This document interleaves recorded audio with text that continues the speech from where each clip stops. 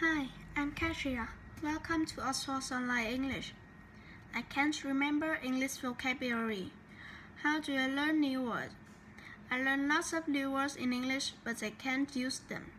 I want to have bigger vocabulary in English. In this lesson, you can learn how to learn, remember, and use new vocabulary in English. You can see the common mistake which many English learners make when learning vocabulary.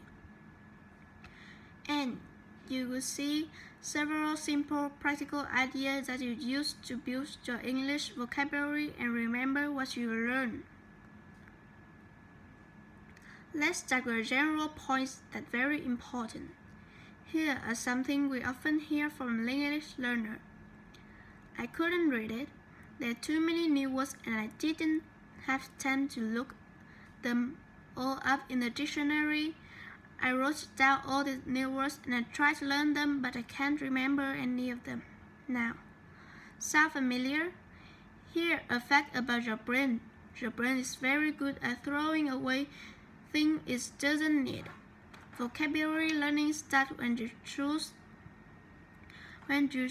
which words and phrases to learn or not learn.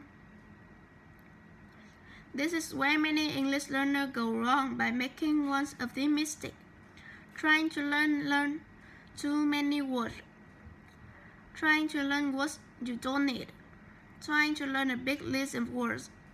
Trying to learn words you don't know to use. To avoid this mistake, you need to choose the vocabulary you study carefully. Most importantly, if you want to remember new words and new English vocabulary, you need to learn things which are useful and meaningful to you. If you read a text and you try to look up every word you don't know, of course you forget most of them. Most of the words you look up properly won't be useful to you, and so your brain won't hold on to them. If you write down a list of 100 new words and try to learn them, the words won't mean much to you. They are just a list on a piece of paper, totally abstract and also boring. Your brains don't like boring. Boring gets forgotten fast. So, what's the solution? Only learn the words or phrases is really useful or meaning to you in some way. For example, your teacher keeps using a word that you don't know. You hear it several times, but you can't work out what it means. Then you hear other people use the same word. You conclude what is this word you keep hearing. You're reading a really interesting article. You don't know every word. Can you understand the general idea? In one paragraph, there are words which you don't know and which is difficult for you to understand the idea on the paragraph. You think a paragraph is important to the article, and you're interested to know what it means. You're on a holiday in a country where English is really spoken. There's one kind of food you really want to order, but you don't know the words in English. The solution where a new word will have meaning to you. If you don't look up words, it's solution like this.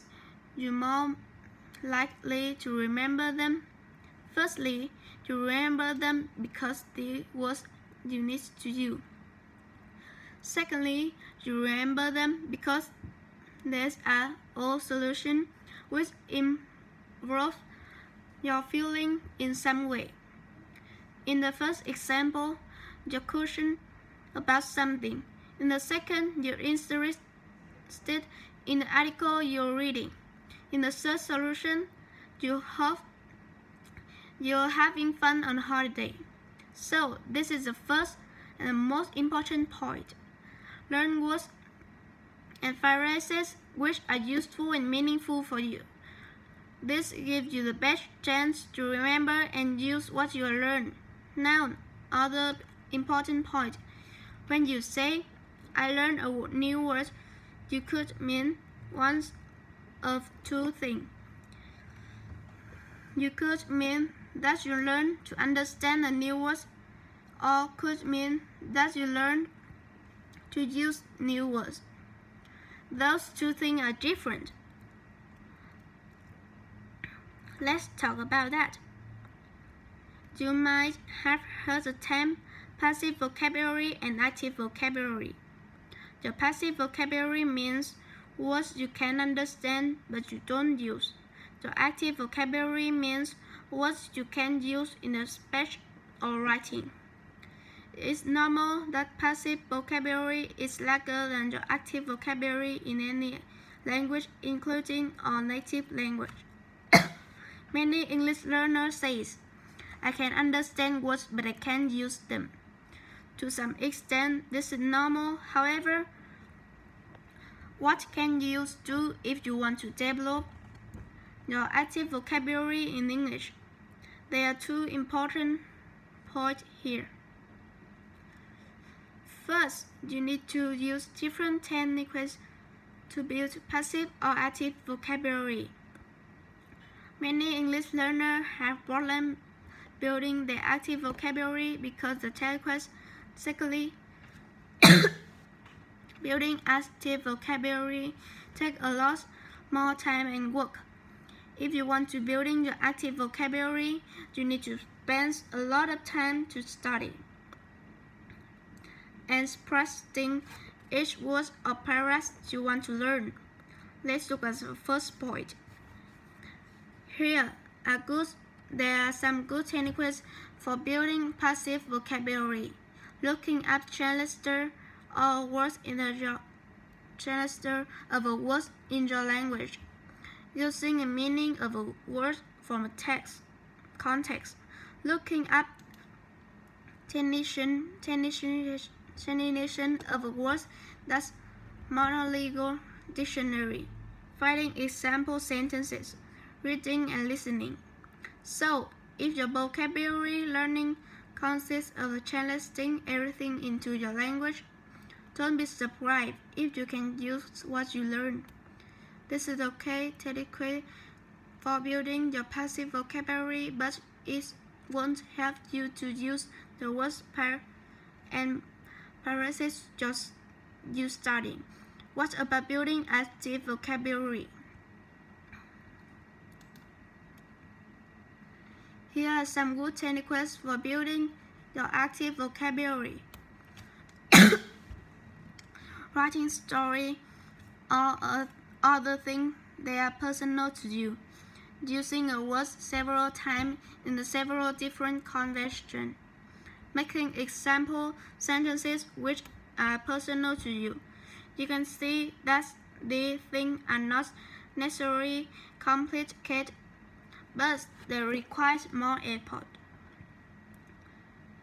It's much harder to write an example sentences which is personal you had to read someone else's exam sentence. It's much harder to write a story which means something you done is to read something which one else wrote. But if you want to build your active vocabulary, this is how. Most English learners are most interested in developing their active vocabulary, so in the rest of the lesson, we will focus the specific techniques you can use to build your active vocabulary in English. Let's start with a very important and powerful idea. Here, question: what is vocabulary? Did you say words? Many people think that vocabulary equals words. Of course, words are part of vocabulary, but they're only a part. Vocabulary also includes collocation, paragraph, and even full sentences. Even when you're learning words, you rarely need single words when you're speaking. You need to combine the words into phrases and sentences if you want to use them. So, it makes sense to learn vocabulary in the same way. Learn phrases and combination and sentences because this is what you need when you're speaking and writing. Let's do an example. Imagine that you see the word checklist and you want to know what it means. So you look it up and find the meaning. Next, your goal is to write 5 sentences using the word challenge. Each sentence should be different and each sentence should be something to you. Try to write things which relate to your life, your feeling, and your thought. You can also try to use different forms of the word, like the adjective challenging. You should also research other examples before you write yours. Look for common conjunction. For combination with the words you want to learn. For example, what adjective and commonly used in the word challenge. Think about it. What phrases or sentences could you write with this word? We'll give you an example, but remember what you should make your own example, because they should be personal to you. Here are 5 possible sentences. A boring word. I need a new challenge. Teaching teenagers is fun, but can be very challenging. Running is a marathon was one of the biggest challenges I ever faced. I set myself a challenge last year to learn German to a native equivalent level. My sister is a really determined person. She's not someone who runs away from a challenge. We'll say it again, because it's the most important point here. Whatever you write should be personal to you. Don't write a sentence about your sister if you don't have a sister. Don't say something about your sister which isn't true. Make it true and make it personal. If it's personal to you, you remember it. If it isn't, you forget it. Simple, right? At this point, there's one more important thing you should do. Ask a teacher, a native speaker, or friends who are very good at speaking English to check your sentences. To want to make sure what you're learning your new vocabulary correctly, you need feedback to do that. You can also see what writing sentences like this lets you learn several useful paragraphs at one time. For example, here you have collection, a new challenge, to face a challenge, a big challenge, to set a challenge and run away from a challenge. So, if you follow this strategy, you won't just learn one word like challenge. You learn several words and phrases together in a natural way. Remember that each strategy is personal both sides. You're starting with words that are meaningful to you personally, and then you're learning those words by writing examples which are also meaningful to you personally. Yes, this needs work, and it might be very different from that you do now. However, if you want an effective way to learn and remember vocabulary, this is it. If you want to do things this way, nothing is abstract and nothing is boring. Your brains will remember what you learned because it's relevant to you, your life, and your feeling. However, if you're trying to learn lots of vocabulary, it's also important to review what you learn regularly. Regular review helps to keep vocabulary fresh in your mind, which will help you to remember the words and phrases you need when you're speaking or writing in English. Let's look at the most effective way to review your vocabulary. If you have a lot of English vocabulary to review and remember, is a big complex job. But we have a good news. There are several free tools and apps which can make it easy. You need the digital flash app. This app exists to help you memory and review large amounts of information. Two of the most popular are Anki and Quizlet. You can find link below the video. We are recommending and particular project or company, but many students have used both of these with good results. We hear that Quizlet is a little easier to use, and Anki is more powerful and has more options, but it's also more complex. Try both, or find another program and see what works for you. All of these programs work in the same way. They allow you to state a question for yourself. You create a card with a question and an answer. You can write whatever you want for a question and the answer. After you see a question and answer, you decide the question, what's easy or difficult for you.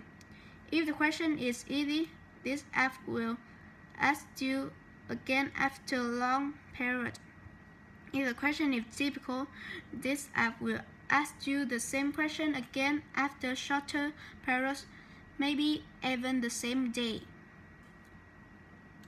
This is very effective because it allows you to focus more on the thing you don't know, and it doesn't waste your time reviewing things you already know well. You can often download pack of questions that often people made, but you should make your own question using your own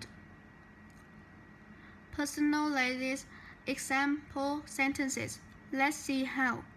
Look at the 5 sentences we wrote before to learn the words challenge. Let's make 5 questions from these 5 sentences. Question: I'm bored at work. I need answer. I bored at work. I need a new challenge.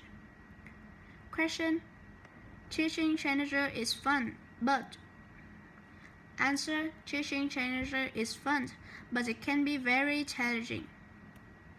Question: I last year to learn German to native American level. Answer: I set myself a challenge last year to learn German to a native American level. Running a full marathon was Answer: running a full marathon was one of the biggest challenges it's ever faced. Question: my sister is a really determined person. Answer: my sister is a really determined person. She's not someone who runs away from a challenge. Can you see what's going on here? The questions are getting progressively more difficult. For the first question, you only have to remember 3 words: a new challenge. For the 5th question, you need to remember a whole course. After you make your question, what's next? Review the vocabulary card or question every day. We recommend use All-Star and Key Quizlet or whatever you use on your phone. This way, you can review vocabulary when you're nothing else to do. For example, on the subway or during your lunch break. Try to use your app and review vocabulary every day, but don't override yourself. Limit the number of new questions or cards you can see each day. 5 new questions per day is a good target. Again, this takes quite a lot of work. You might think, do you really have to do all things just remember one word?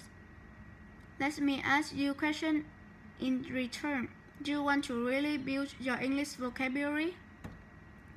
Do you want to remember English words that you study? Do you want to learn to use English vocabulary? If you answer yes, yes, and yes, then it is how.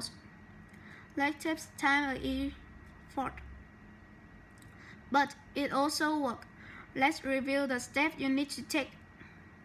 1. Choose words which are useful and meaningful to you personally. Don't learn a big list of words and don't learn words which you don't use. 2. Decide if you want to understand a word or if you want to use it. Use different vocabulary learning techniques depending on what you want. 3. If you want to add word to your active vocabulary, then write 3 to 5 example sentences using the new word. The sentences should be relevant to you, your life, your thoughts, and your feelings. 4. Get feedback on your example sentence from teacher or your friends to make sure you are using the new vocabulary correctly. 5. Add your example sentences to a detailed flashcard like Quizlet or Anki. Make a question of different difficulty. So that's some questions that's easier and some are harder. 6. Use the digital flash app daily or as often as you can. Follow these steps and your English vocabulary will increase. You remember new words. In English, you can be able to use the new English words you learn. Want to see more free lessons?